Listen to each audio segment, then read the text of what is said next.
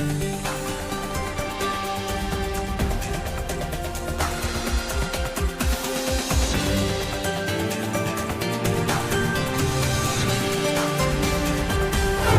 today's World Insight, as Peru's capital, Lima, rolls out the red carpet for the APEC Economic Leaders Week, here are the agenda up for talks in the meetings from the Executive Director of the APEC Secretariat, Rebecca Fatima Sta Maria, and an outlook on global governance and multilateral trade as the U.S. changes administration from Columbia Professor Jeffrey Sachs.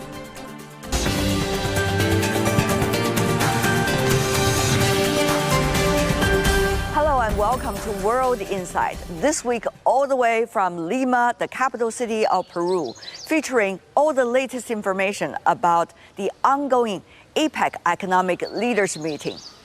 The Asia-Pacific Economic Cooperation, or APEC, is a top forum for trade, investment, and regional cooperation. Its 21-member Pacific Rim economies make up almost half of the world's trade, nearly 40% of the global population, and about 60% of the global GDP.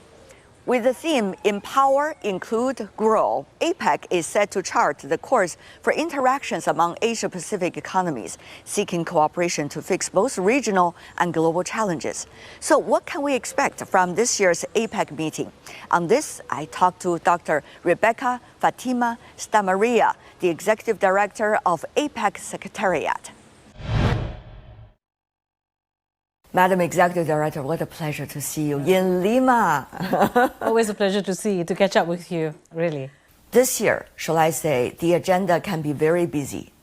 Absolutely. There are so many changes just over the past 12 months, even recently. So how did you work with the member economy in order to prioritize and focus on this year? It's always good to have a very clear vision of what you want to achieve, clear objectives. And this year with Peru, it was very clear from the get-go. Peru was very clear that the focus will have to be on people. Mm-hmm. And really it takes off from our vision, which talks about prosperity for all our people, right?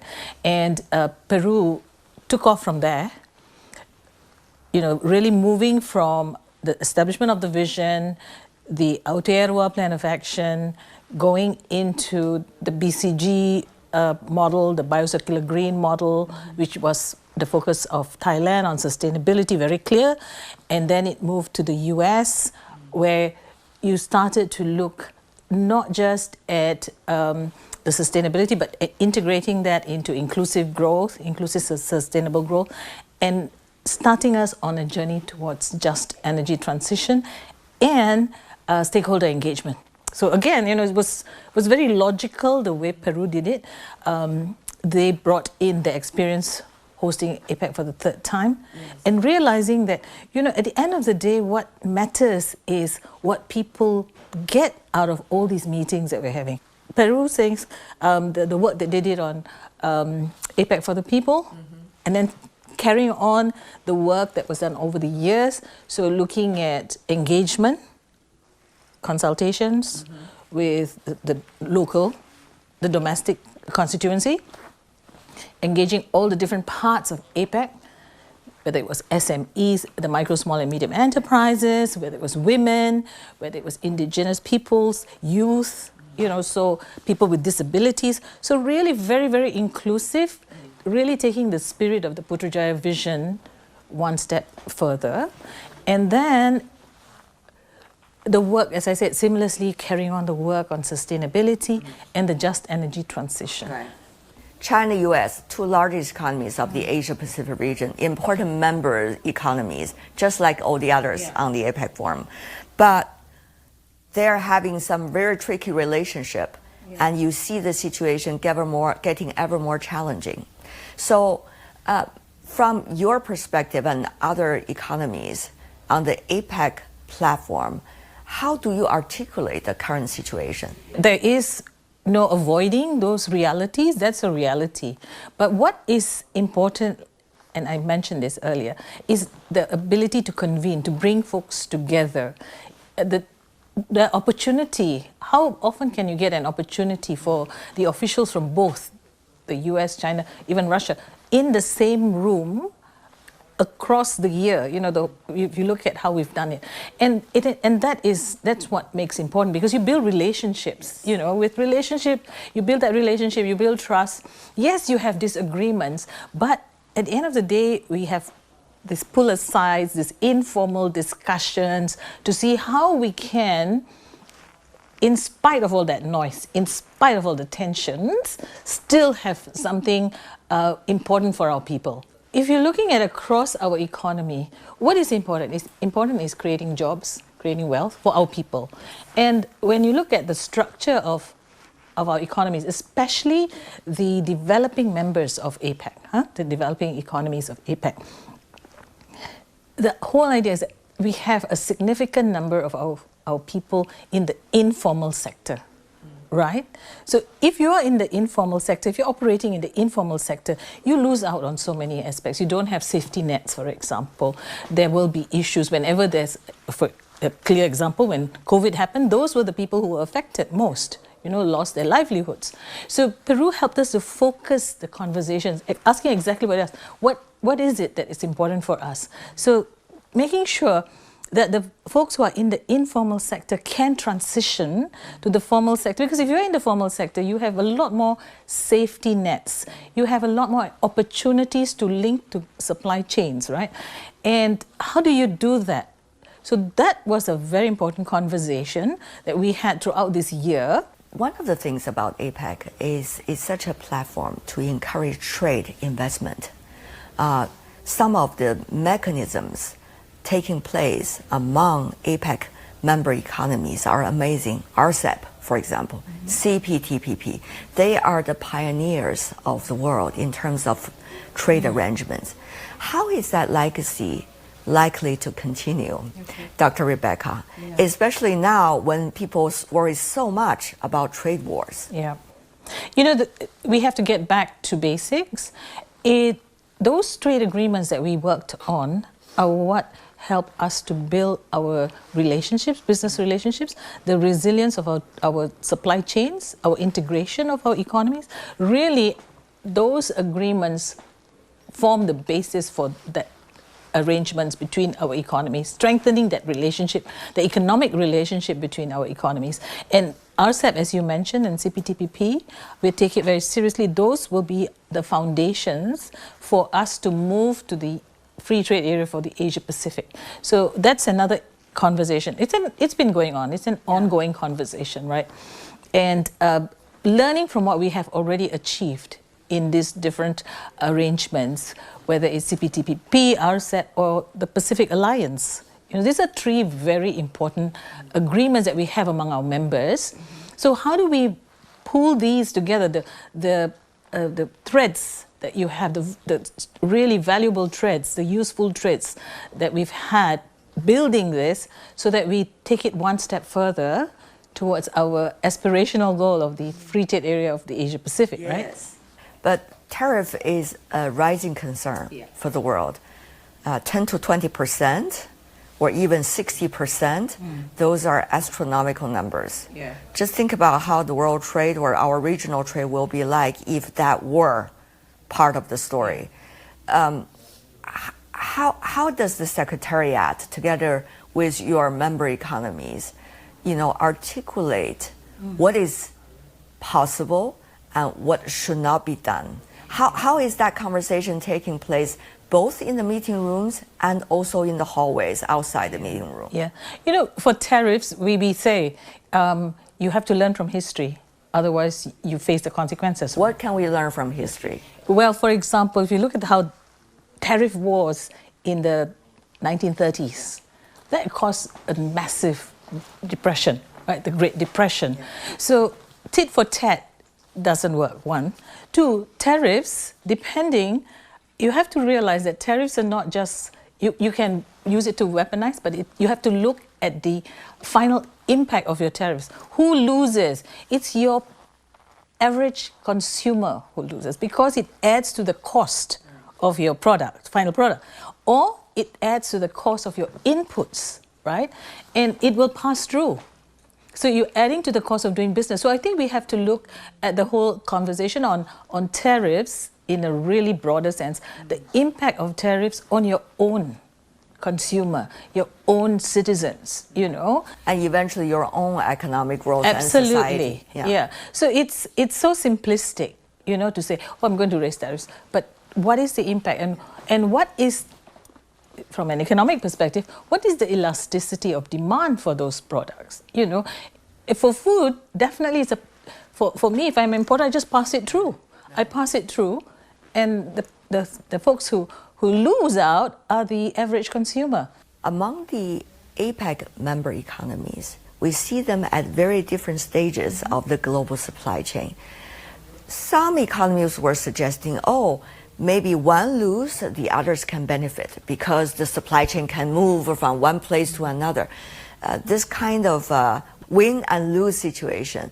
But how do you and your member economies look at the logic of supply chain? You know, when we look at supply chains, we see how we can benefit from very resilient supply chains.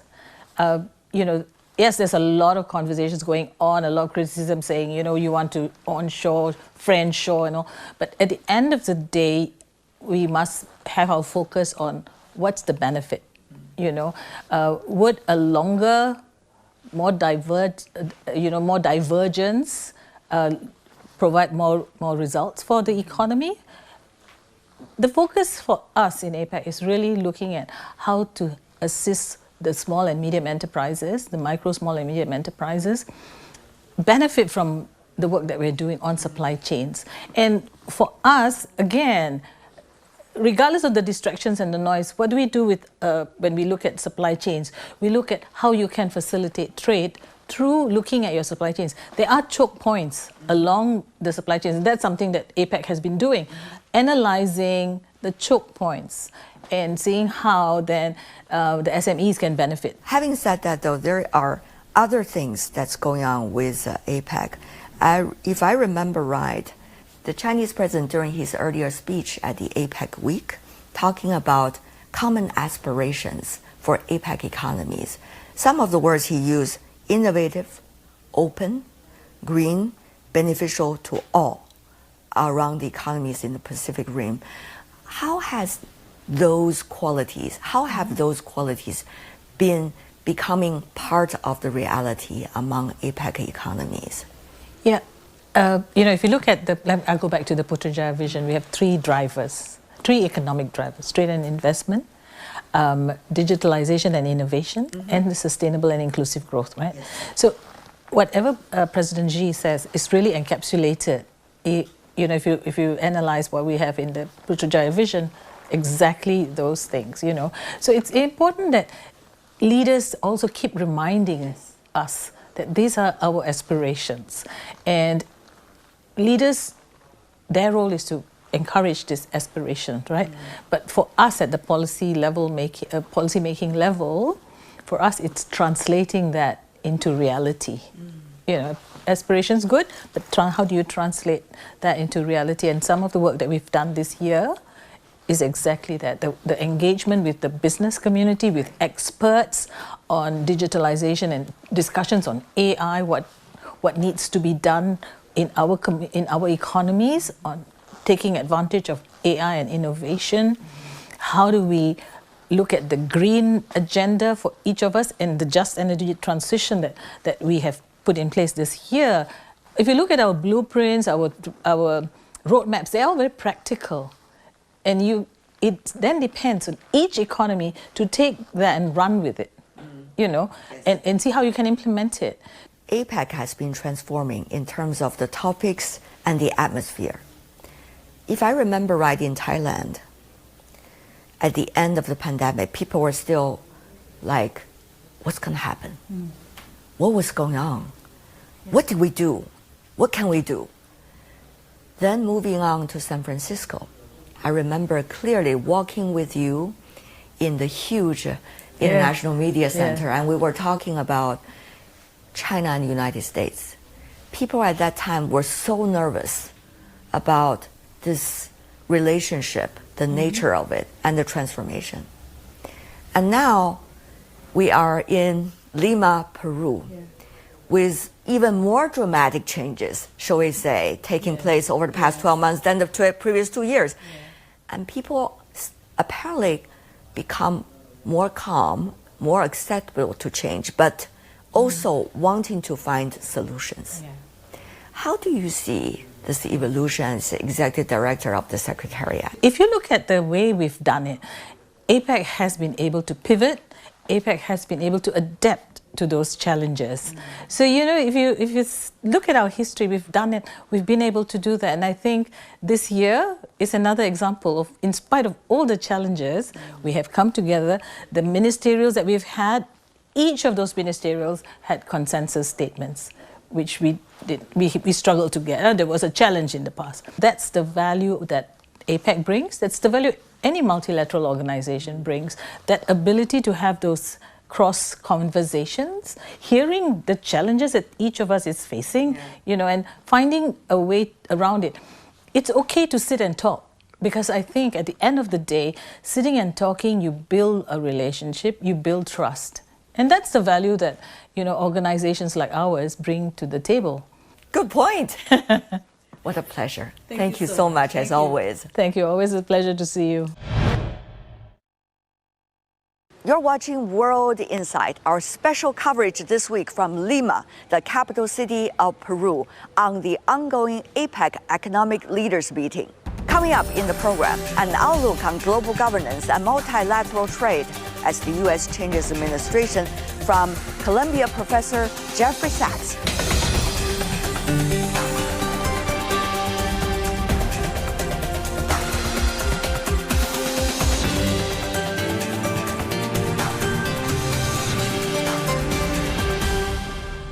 As major gatherings like the APEC, the G20 and COP29 are about to be held, world leaders face tough decisions on the shift to a green economy, digital advances, and inclusive economic growth. The Asia-Pacific region, as the forefront of robust economic growth and tech innovation, has made huge contributions. As the world grapples with climate change and also economic inequality, how could global governance adapt? Can the international community set aside differences and focus on cooperation? On these and more, I talked to Professor Jeffrey Sachs from Columbia University. Professor Sachs, what a pleasure to see you. Good to be with you. Thank you. What are some of the major topics that can actually being celebrated in these important gatherings? For example, Asia Pacific, we know it is a very vibrant area. If we put aside the short-term politics and we put aside the geopolitics, countries, their national governments are interested in economic development, in the green transition, and in the digital transition. So from an economic strategy point of view, all countries are making a change of the energy system to zero carbon energy. That means electric vehicles. It means much more solar, wind, nuclear, and other technologies, fast rail, and so forth, rather than the internal combustion engine, the oil, gas, and coal-based economy. On the same time, the digital revolution is very dramatic. Now, other countries want the technological advancement of the digital age as well. So, you know, one of my favorite initiatives in the world is the Belt and Road Initiative. It's the idea that countries should invest jointly in connectivity, building new ports, building new fast rail lines, building transport linkages, building fiber linkages, building renewable energy linkages. So when the leaders meet, they should talk about these real things. Those don't depend on the United States. So you can still have very important regional discussions. And for example, China's relationship with ASEAN is extremely important for both countries. Both regions, I should say. ASEAN needs China, it needs the technology, it needs the connectivity, it needs the advancement, it needs the investment. for China, ASEAN is a natural, huge market of more than 750 million people. That should be discussed. The relationships between China and Latin America are very strong. China is the main trading partner of the Latin American members of APEC.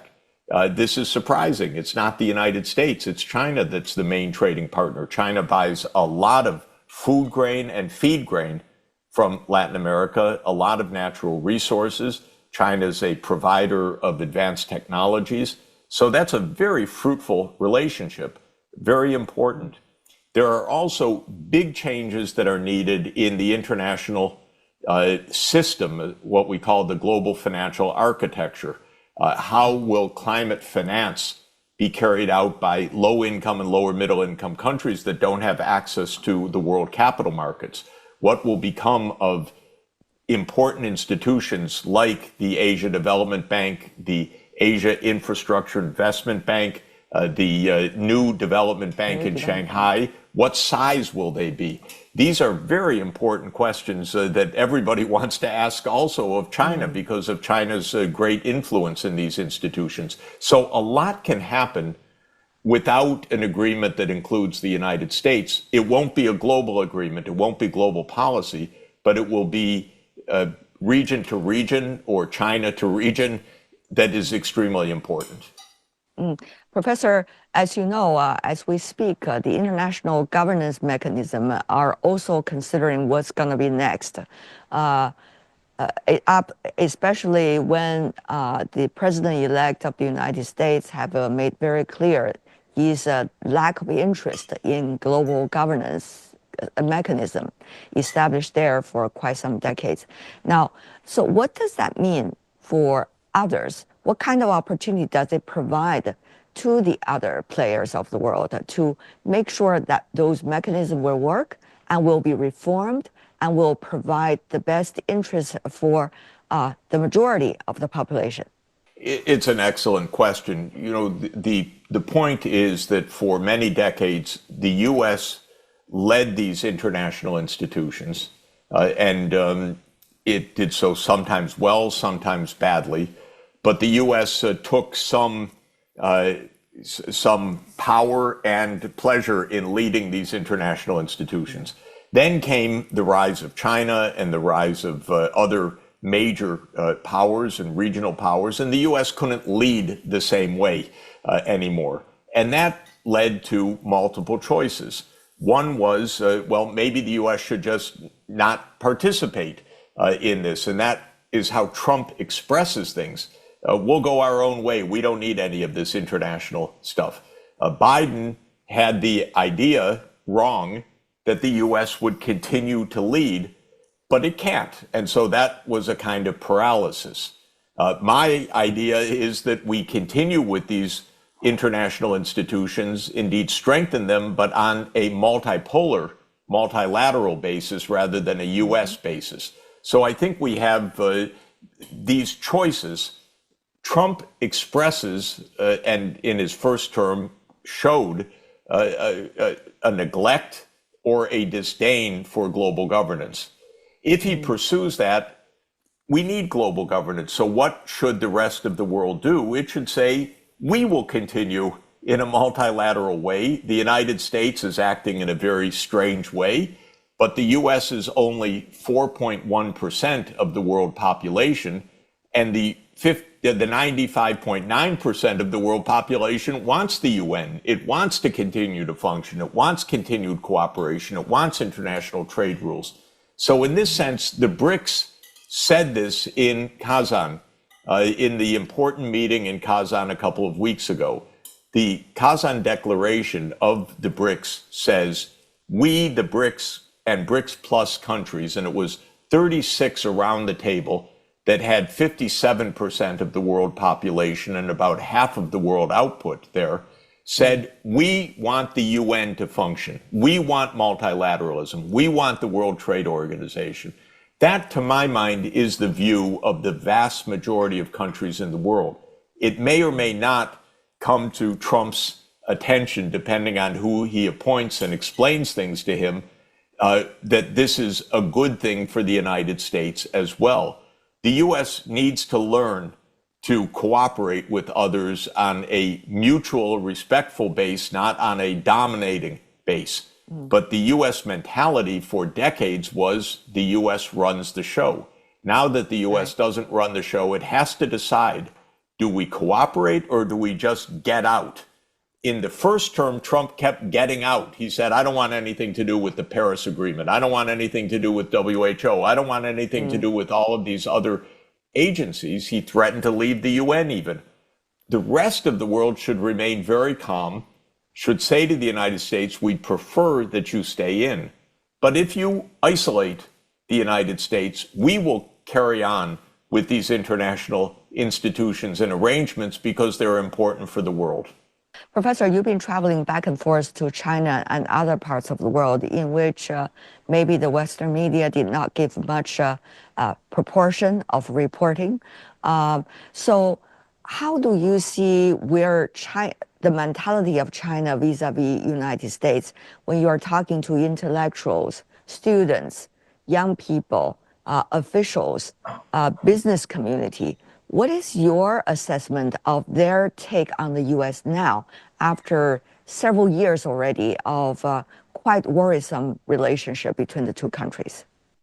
I think that there's a lot of puzzlement and worry because the U.S. became very belligerent and used open talk of war, which is really crazy. Because a war with China is absolutely the worst imaginable idea for everybody in the world. And so I speak so often to people across China, and they're worried. They don't understand the U.S. position. They don't understand why the tone of the United States became so aggressive. I tell them it's got one simple answer, which is China has been successful. And this may sound paradoxical, but in the U.S. mentality, the U.S. was to be the sole superpower. That is the mentality of the people who have governed the U.S. for the last 30 years. They believed that when the Soviet Union ended, the U.S. was now the unrivaled, unchallenged sole superpower of the world. This is a kind of crazy idea. And if you're a development economist like I am, way back in the 1990s, I said, well, China's going to become a very successful large economy. Well, how do you know? I said, because China is catching up and it's closing the technology gaps and it's growing very rapidly. But these military strategists or so-called national security experts didn't understand that. They couldn't see it. They couldn't anticipate China would rise and be very successful, not to the disadvantage of the U.S., but it would just mean the U.S. was not the sole dominant country in the world. That mentality has not changed enough yet. Professor Sachs, as always, thank you. Great to be with you. Thanks so much. That's my latest interview with Jeffrey Sachs on the ongoing APEC Economic Leaders Week here in Lima, Peru. That's all the time we have for today. If you'd like to know more, search World Insight or check out our YouTube channel. Follow us on X and Facebook. On behalf of my team here in Lima and back in Beijing, thanks for watching, and I'll see you tomorrow.